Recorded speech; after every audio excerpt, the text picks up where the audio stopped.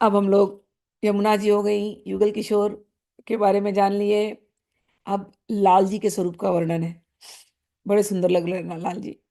श्याम सुंदर उरसी वनमाला, श्याम सुंदर उरसी वनमाल, उरग भोग भुज दंडवर, कंबु कंठ मणिगन विराजत। उरग भोग उरग भोग भुज दंडवर, कंबु कंठ मणिगन विराजत।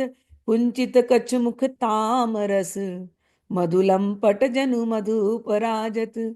कुंचित कच मुख ताम रस, मधुलम पट जनु मधुपराजत।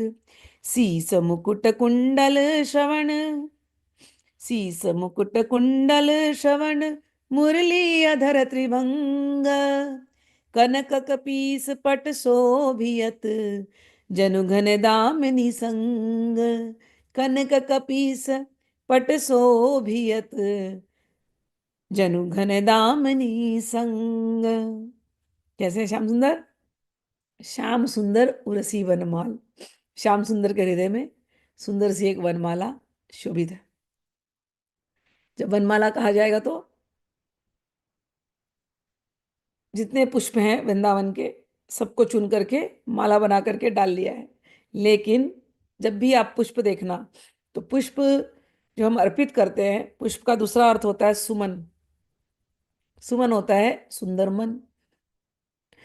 तो सारे रसिक प्रेमियों के सुंदर मन को, जो वृंदावन में वृक्ष बन करके हैं, वो वृंदावन के वृक्ष अपने मन को अर्पित कर रहे हैं। उन फूलों को चुन चुन के श्री कृष्ण ने उन रसिक प्रेमियों के मन को बनमाला के रूप में धारण किया है।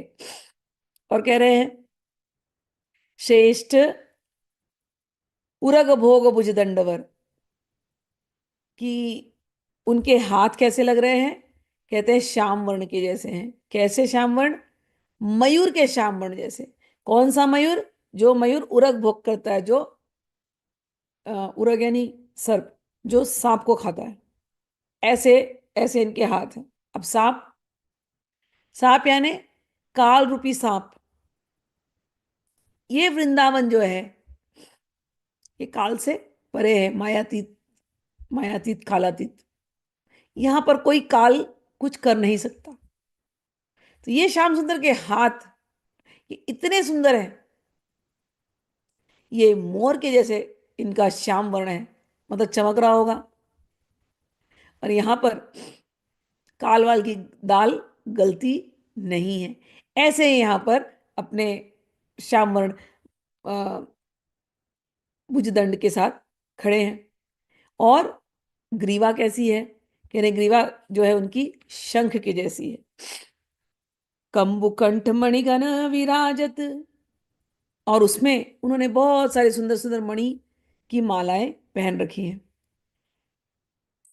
आगे कहते हैं शंख जो है, शंख नाद का सूचक होता है। और नाद से अक्षर निकलते हैं, अक्षर से शब्द बनते हैं, शब्दों से छंद बनते हैं, श्लोक बनते हैं, सूक्त बनते हैं। और ये सब छंद श्लोक सूक्त ये कहाँ होते हैं? वेदों में होते हैं। तो यहां पर जब कह रहे हैं कि उनका जो गला है वो शंख के समान है, कि वेदों से परे है, वेद का यहाँ पहुंच नहीं, खुद ही वेद है यहाँ पर। हम वेद वेद्यो कहते हैं ना भगवान गीता में, मैं ही वेद हूँ, वेद को जानने वाला मैं हूँ, वेदांत भी मैं ही हूँ। तो यहाँ पर जो जो तुलना दी गई है, कह रहे हैं कि श्याम सुंदर का शंख जैसे उनका गला है, और उसमें उन्होंने मणि समूहों की माला पहन रखी है। श्याम सुंदर ने जो कुछ भी धारण किया होता है वो कोई साधारण नहीं होता। मणि कैसे बनती है? कल हम लोग पढ़ रहे थे, कल नहीं परसों पढ़ रहे थे शायद। प्रबोधानंद सरस्वती बोल रहे हैं कि मैं, हे राधा रानी, तुम राधा हो, तुम प्रेम की वर्षा करती हो, करती रहती हो, और मैं वो चकोर हूं जो मैं तुमको निहारता रहता हूँ। और वृंदावन में कोई आ गया, वो तुमको ही निहारता है। तुम ऐसी सीपी हो कि जब प्रेम की वर्षा होती है, उस सीपी में अगर उस स्वाति नक्षत्र में अगर वो जल की बूंद, वो प्रेम के जल की बूंद उस स्वाति नक्षत्र में चली जाए, और सीपी में बंद हो जाए तो वो मोती बन जाती है। कहने का अर्थ है वृंदावन वो सीपी है, और तुमको देख करके ऐसा प्रेम उमड़ता है कि वो जल की धारा जब इस वृंदावन रूपी सीपी में बंद होती है तो वो प्रेम जो है वो मोती में बदल जाता है, वो साधक जो है मोती में बदल जाता है। तो भगवान ने मोतियों की माला धारण करी है, कहने के अर्थ है ऐसे ऐसे साधक जो राधा रानी के कृपा कटाक्ष से उनके प्रेम में डूबे हुए वृंदावन रूपी सीपी में बैठ करके दिन रात भजन कर रहे हैं, वो मणि के जैसे चमकते हैं। ऐसे मणियों को, ऐसे मणिमय रसिकों को, उनकी समूहों को भगवान ने अपने गले में धारण करके रखा है। और कह रहे हैं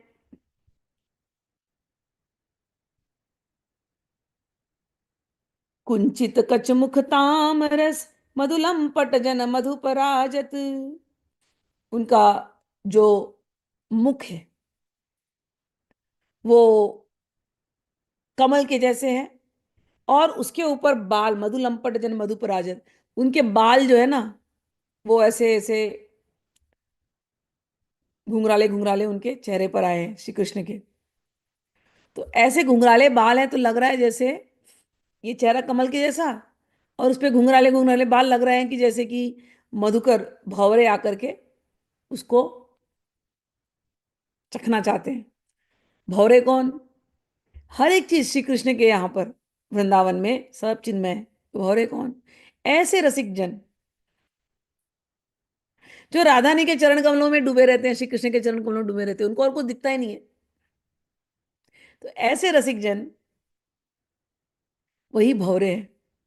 तो मधु के लोभी भ्रमर कमल का रसपान करने के लिए ऐसे लगता है कि उनके बाल इस समय वो भ्रमर के जैसे दिखाई दे रहे हैं। और कह रहे हैं भगवान ने अपने सर पर मुकुट धारण करके रखा है, कानों में कुंडल धारण करके रखा है, और अधरों पर मुरली रखी हुई है। भगवान के कान में कुंडल भी अगर भगवान डाल ले ना तो वो भी मत समझना कि कोई कोई मेटल है ना, वो भी कोई भक्ति है। कभी कभी भक्तों को ऐसा इतना श्रृंगार जब करते हैं श्याम सुंदर का, तो मन करता है ना, हाय काश हम भी भगवान के कुंडल बन जाए, हाय हम भगवान की नथनी बन जाए तो उनके होठों को छूते छूते रहें। ऐसे भक्तों के मन में इच्छा होती है कभी कभी, बड़ा लाड जब आता है तो। प्रेमियों का देखो, प्रेमियों की कल्पना कहीं भी जा सकती है और उनकी कल्पना को कोई रोक नहीं सकता। तो जब किसी पर प्यार आता है तो लगता है क्या कर दे, क्या बन जाए, उनके बाल बन जाए क्या हम, तो हम चिपके रहेंगे, उनके हम कानों की बालियां बन जाए तो हमको वो धारण करेंगे, हम उनके गले का हार बन जाए हमको वो धारण कर ले। होता है ना मन में ऐसा बात।